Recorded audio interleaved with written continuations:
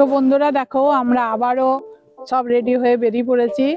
কোথায় যাচ্ছি সেটা তোমরা দেখো। তাই দেখো লাগেজ টাগেজ নিয়ে এই ভোরবেলায় বেরিয়ে পড়েছি। ঠিক আছে, তোমরা দেখো যে আমাদের জার্নিটা কি হচ্ছে না হচ্ছে, কোথায় যাচ্ছি তোমরা সেটা দেখতে থাকো। আমাদের ট্রেনের খবর হয়ে গেছে, 6:20-তে ট্রেন ঢুকছে। তো এবার আমরা সবাই মিলে একসঙ্গে ট্রেনের মধ্যে দেখা হবে। দিদুনরাও আসছে আসানসোল থেকে, এই একই সঙ্গে আমরা যাব। দেখতে দেখতে আমরা হাওড়া পৌঁছে গেলাম।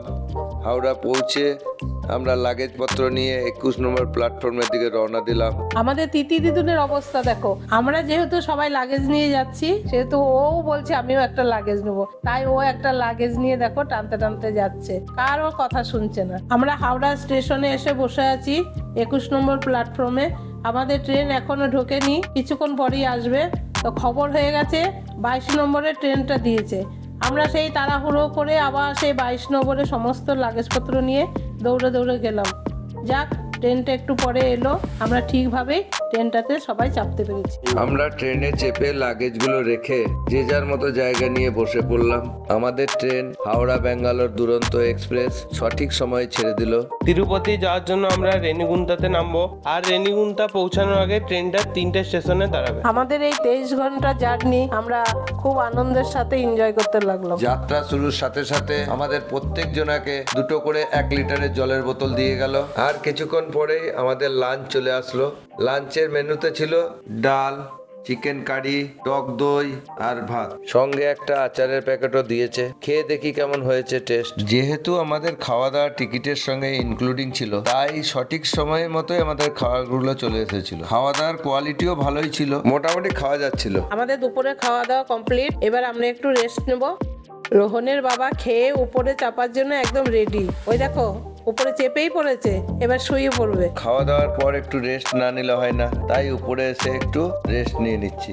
বন্ধুরা, ট্রেন ছুটছে তো ছুটছেই, দাঁড়ানোর কোনো নাম নাই। সেই 11:05 ট্রেন ছেড়েছে, এখনো দাঁড়ানোর কোনো নাম নাই। খাওয়া দাওয়া হয়ে গেল, শুতে যাচ্ছি, তাও দাঁড়ানোর কোনো নাম নেই। ট্রেনটা যথেষ্টই পরিষ্কার পরিচ্ছন্ন আছে, আর মাঝে মাঝেই ট্রেনের লোক এসে ফ্লোরটা আর টয়লেটটা ফিনাইল দিয়ে পরিষ্কার করে দিয়ে যাচ্ছে। বাইরের দৃশ্য দেখতে দেখতে অন্ধকার হয়ে এলো, আর আমাদের ডিনারও দিয়ে গেল। লাঞ্চ আর ডিনার সেম, শুধু আচারের জায়গায় একটা বাদাম চা দিয়েছে।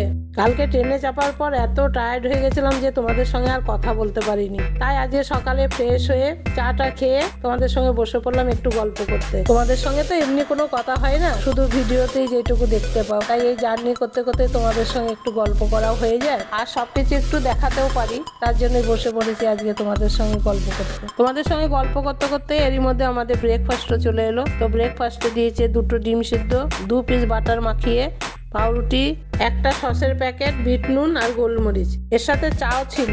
চাটা আগে দিয়ে গেছে। 11টা বেজে গেছে, এবার আমাদের ট্রেন রেনিগুন্তায় ঢুকবে। তো স্টেশনে নেমে তোমাদেরকে দেখাচ্ছি।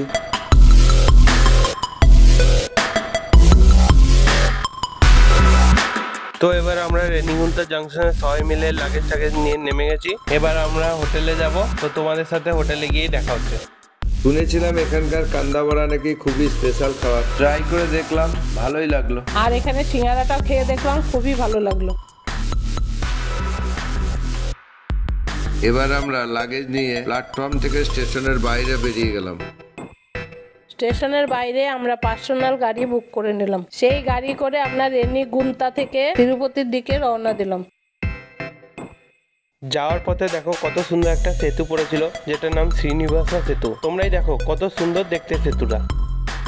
দেখতে দেখতে তিরুপতি স্টেশনের পাশেই টিটিডিসি আন্ডারে বিষ্ণু নিবাসম কমপ্লেক্সে আমরা পৌঁছে গেলাম। এটা আমাদের 3 মাস আগে থেকেই বুকিং করা ছিল। সেখানে গিয়ে আমাদের বুকিং করা কাগজ দেখিয়ে এবং আইডি কার্ড দেখিয়ে রুমের চাবি নিয়ে আমরা রুমে পৌঁছে গেলাম। এত বড় কমপ্লেক্স, তাও নাকি অনেকে রুম পায় না। 3 মাস আগের থেকে আমরা বুকিং করে রেখেছিলাম, তাই আমরা রুম পেয়ে গেলাম। নিচে দেখলাম অনেকেই এখনো রুম পায়নি, তারা দাঁড়িয়ে আছে। যাই হোক, চলো এবার তোমাদের রুমটা ঘুরে দেখাই। 5তলা উপরের বেলকনি থেকে ভিউটা জাস্ট একবার দেখো, কি সুন্দর লাগছে। এখান থেকে তিরুমালার পাহাড়টাও দেখা যাচ্ছে।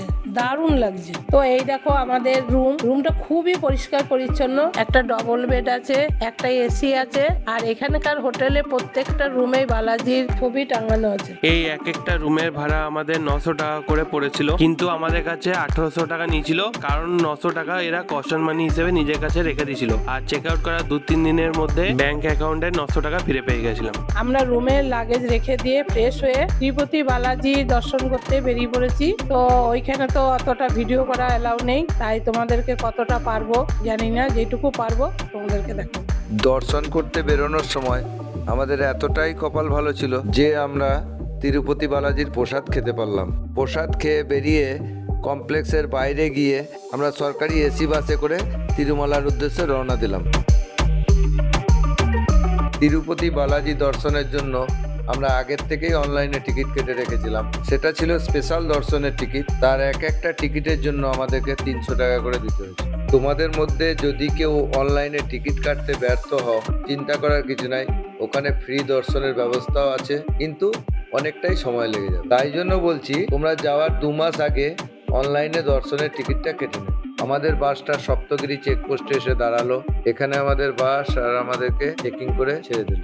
তারপরে আমরা আবার সবাই বাসে চেপে তিরুমালার উদ্দেশ্যে রওনা দিলাম। এই এসি বাসের জন্য আমাদেরকে এক একজনকে 110 টাকা করে ভাড়া দিতে হয়। আর তোমরা যদি কেউ নন এসি বাসে যেতে চাও তাহলে এক একজনের ভাড়া লাগবে 100 টাকা করে। তিরুমালা যাওয়ার পথে সাইডের দৃশ্যগুলো একবার জাস্ট দেখো, কি অসাধারণ, প্রকৃতি এত সুন্দর সেজেছে, মানে চোখ জুড়িয়ে যাচ্ছে। কিন্তু বাসের ভেতরে জানলা দিয়ে নিচের দিকে তাকালে এতটাই ভয় লাগছে, মানে আমার তো এত ভয় লাগছিল আমি চোখ বন্ধ করে বসেছিলাম, কিন্তু দেখতেও ভালো লাগছে।